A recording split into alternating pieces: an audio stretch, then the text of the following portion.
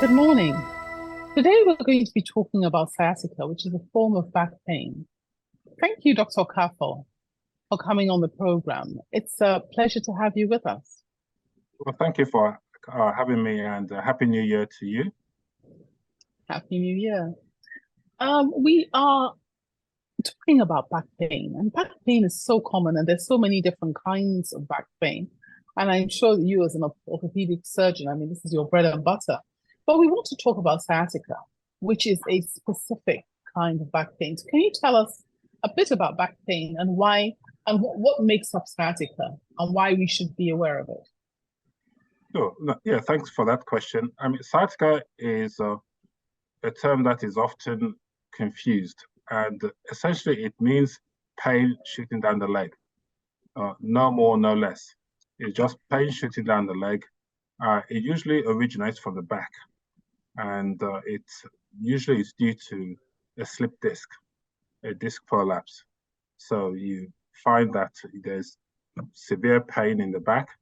You get shooting pain either on one side of the leg or the other side of the leg, and it can be quite disabling. So it's usually they come to see me when it's pretty bad, that they've tried X, Y, and Z, and they just cannot do anything at all. So that is sciatica. It's quite a debilitating pain, shooting pain down the leg, sometimes described as an electric shock down the leg. Sometimes you get what you call neurological symptoms, pins and needles, some leg weakness. It feels like jelly, but it's usually due to a disc prolapse, but there's other causes for it. So can you tell us, because we're very interested in this particular kind of pain, what causes it? You know, you mentioned a prolapse, but what causes the prolapse? It's very easy to say a disc prolapse. But for, many of the listeners out there, that doesn't actually mean anything. So what is a disc prolapse? What are the kinds of things that cause it? And how do you damage your back in such a way as to cause a prolapse? That is a good question. And I tell my patient that a disc prolapse, or let's use the term slip disc, it's probably a reflection of modern day living due to either inactivity or overactivity. Okay, I think lately it's more to do with inactivity. We don't get enough exercise. The human being is supposed to be erect, standing tall, walking around, doing things, going to the farm, okay, using your muscles, not just your back muscles, but your leg muscles. So we're sitting in the office, we are sitting down, we're putting on weight, and that puts a lot of pressure on the disc, and the disc tends to fracture or fragment. And so it builds up with time. And then you find that I've had patients where they say, look, but doctor, I've just bent over to pick a book and I didn't do anything heavy. But you don't need to do anything heavy, just that you haven't been maybe looking after your back, and you've got health conditions, and the disc is like the tire in your car. Okay, think of that. You bought a car. The tire, that tire starts to deflate, and that's what the disc is there to provide shock absorption. So it's a very common problem, and it's in most cases is due to the fact that we haven't been looking after ourselves correctly, and it's not necessarily related to, though it can be, but it's not necessarily related to a specific activity where you're putting too much pressure on your back.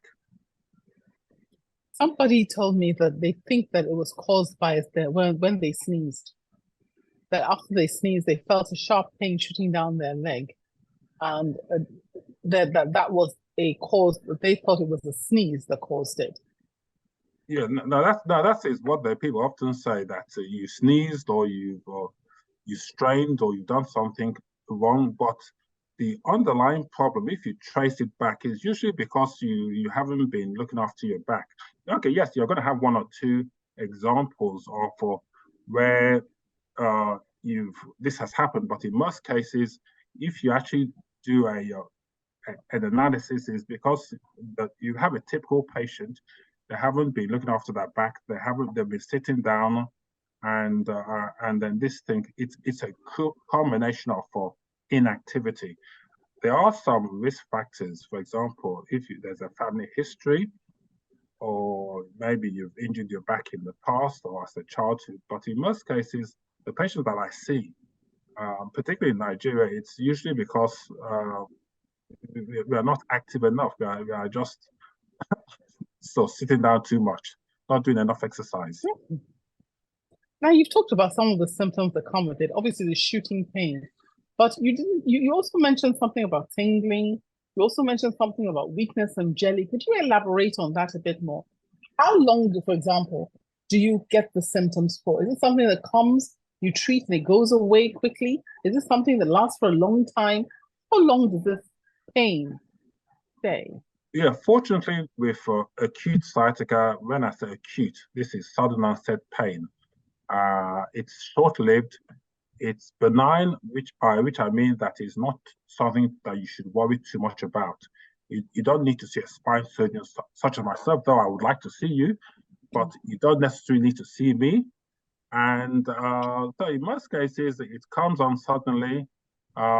It goes away after a few days, a few weeks, and it's nothing of great concern. Usually, most patients with this sort of problem, they tend to treat it themselves. They see somebody else. It's only when it reaches a certain level of disability that they will start seeing a surgeon such as myself. And what kind of disability is that, and when should they see a surgeon? I mean, unfortunately, most people are very sensible. I mean, they know when things are not right. Okay, they try to reduce out-of-pocket expenses. They will take painkillers. They would reduce the activity. They would use herbal medicine, though there's a lot of debate about what you should and shouldn't do. But when you start having severe pain, you cannot function, your leg is numb, your leg is weak, you can't pass urine, so you can't go to the toilet at all. You're requiring strong painkillers, and so you know that things are not right.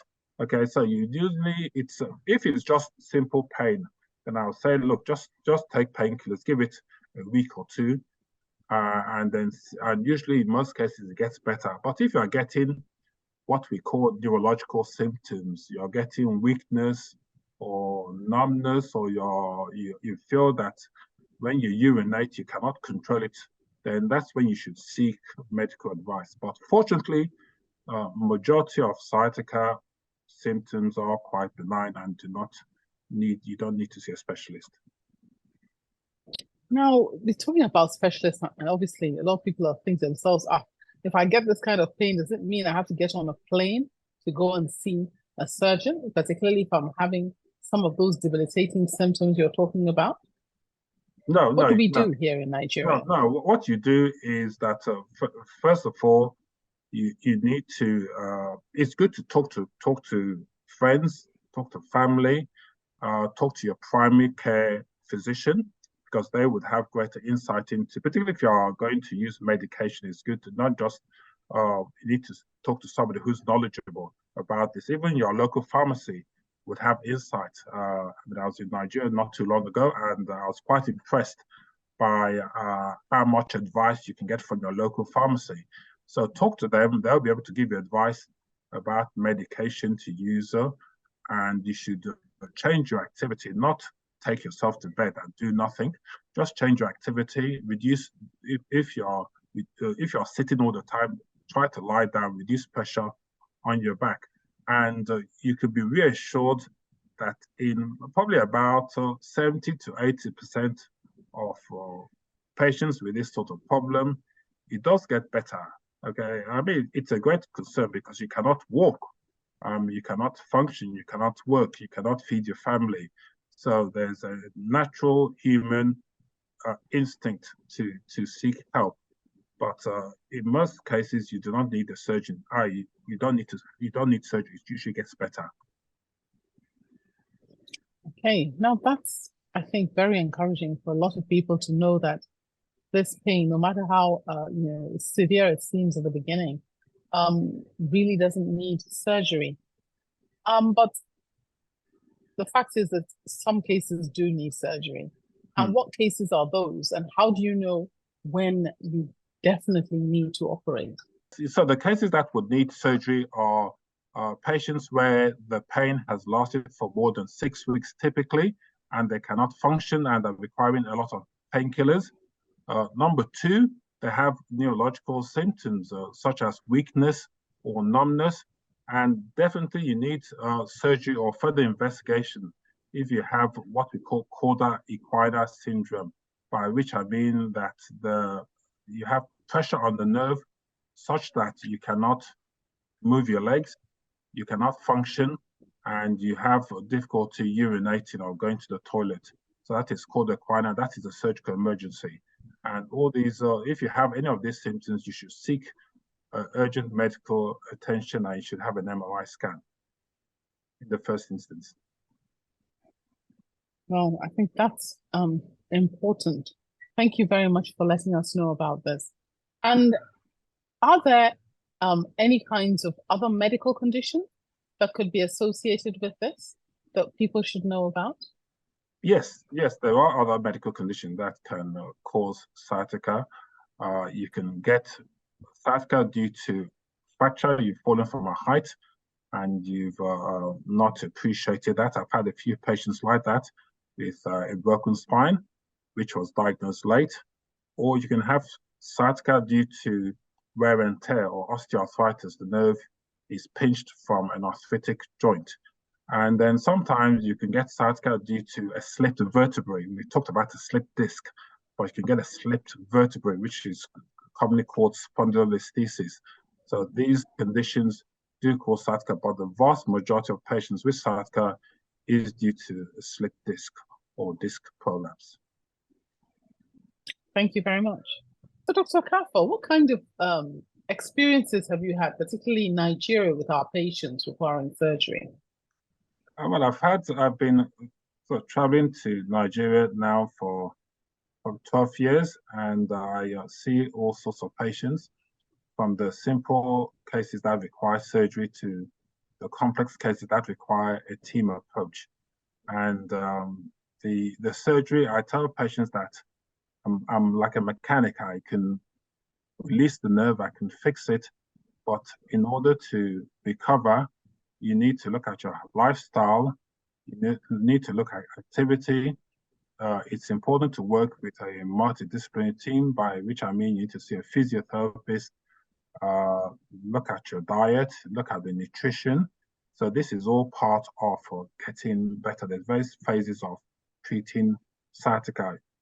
The surgery is important, but equally important is recovery and rehabilitation. Otherwise, you'll be back to square one, okay? Because the disc is just, all you're doing with a slip disc is just shaving the disc. You don't remove it completely. And if you're not active, if you're not fit, I can bet you that it will go back to square one. So it's important that you engage with a physiotherapist. So have you had patients in the past that have gone back to square one after surgery if they haven't taken it seriously? Yes, the statistical risk of the disc prolapsing again is the average about 5%, 1 in 20. But in the obese patient, or if you're overweight or inactive, that chance of relapse is much higher. And I can give you cases of patients who have done the surgery, okay, and I even saw, our surgeons, we pat ourselves in the back. Oh, this is fantastic. We've done a fantastic release. Then, so 3 months later, it's come out again. And the patient's obviously very angry because he's out of pocket expense. And you paid all this money and you're back to square one. And I say, okay, look, what has happened? And I said, look, it's because you haven't followed my advice, okay? You're still, you put on more weight.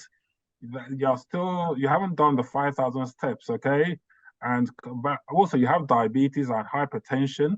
So look, you need to make important lifestyle changes. Look, I'm just a mechanic, and I've done it. But if you don't look after your body, you'll be back to square one. So it's very important that you look at your nutrition, your lifestyle, see a physiotherapist. This is all part of getting better. Yes, thank you very much. And we have someone who is into that area, occupational therapy, movement. Ajoke, can you tell us what kind of advice you normally give to your patients who have come in with a diagnosis of sciatica? Okay. So just as we talked about, and then we wanted to relate it with stories. So with people I've actually met. So I'll just pick 3 different people. I have a man, a woman, and a pregnant lady, or she has actually given birth. So the first person is a woman, and she is above 60.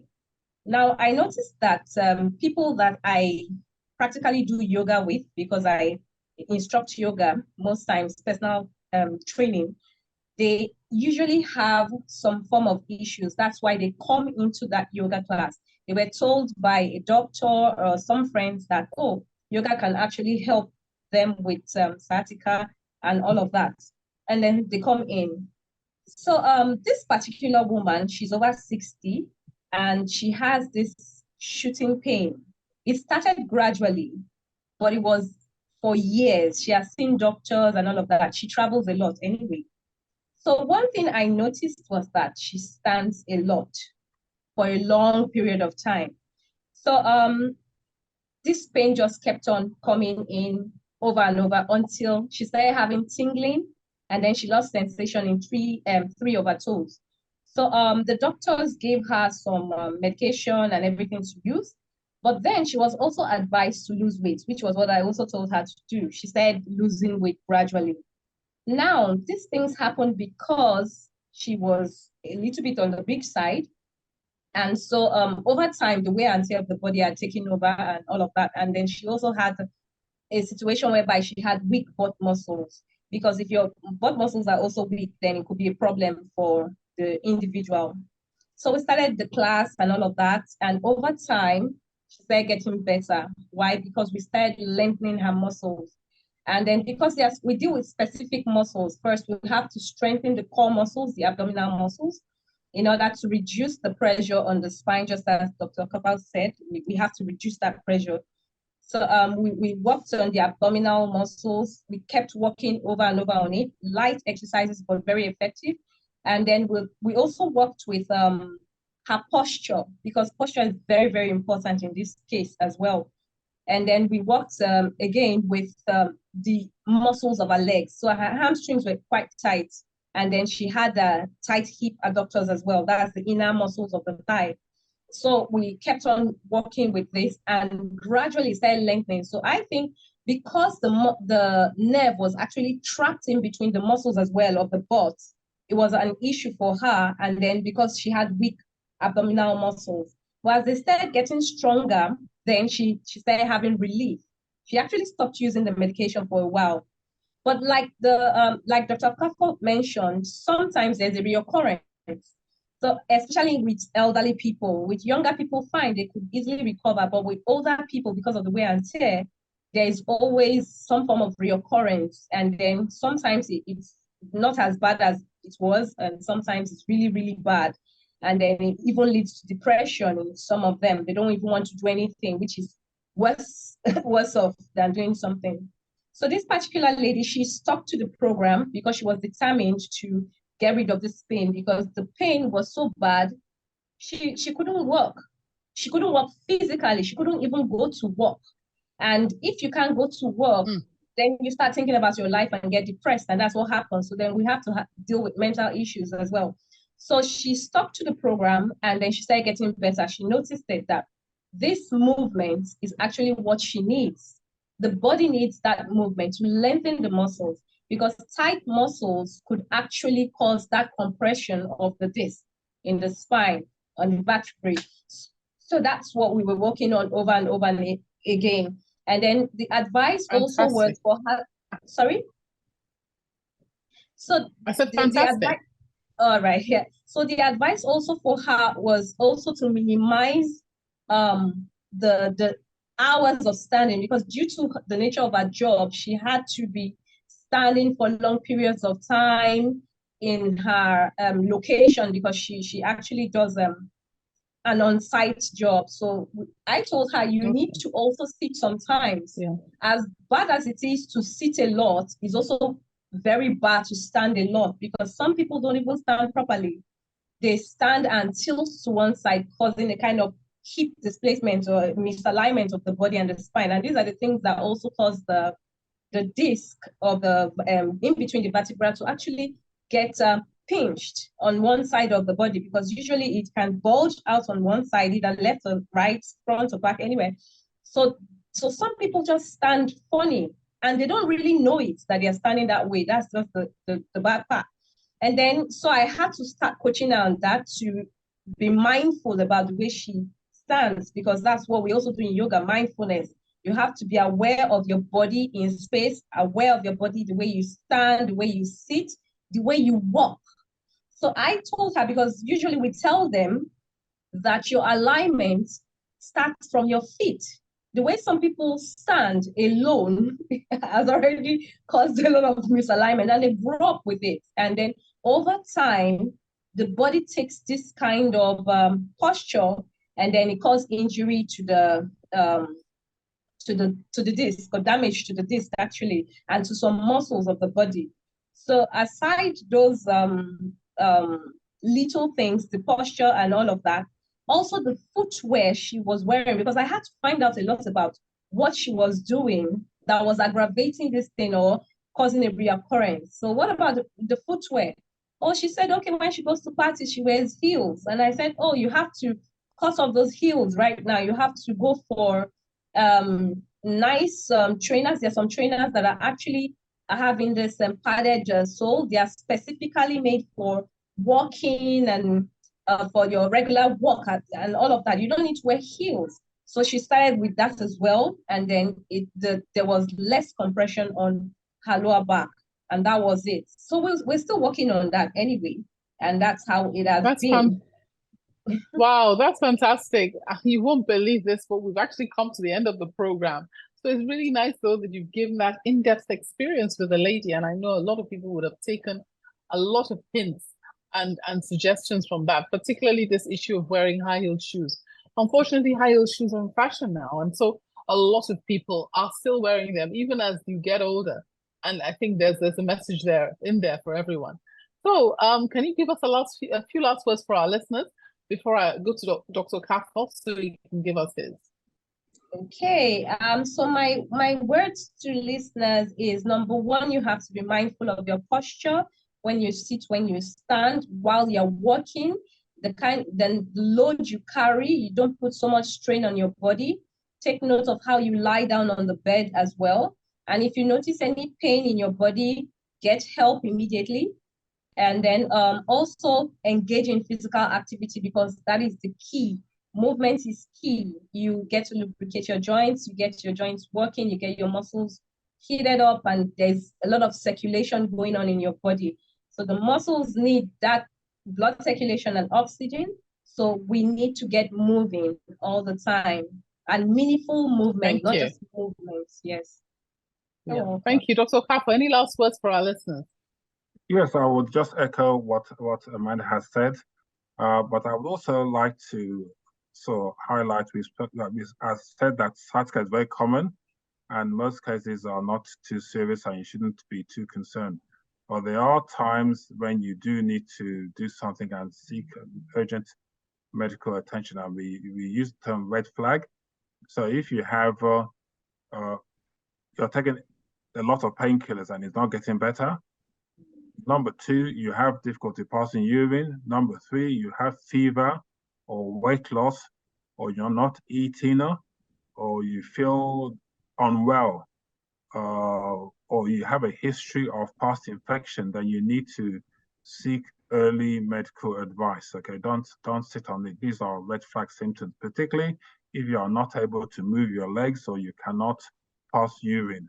So this means that there's something that needs to be investigated straight away. But the absence of urgently, that's right. But otherwise, you should take painkillers. Talk to your primary care physician, who will advise you about further investigation, including scans, blood test and seeing a specialist such as myself. Thank you. Thank you very much. Thank you for watching. Please like, share and subscribe for new video updates.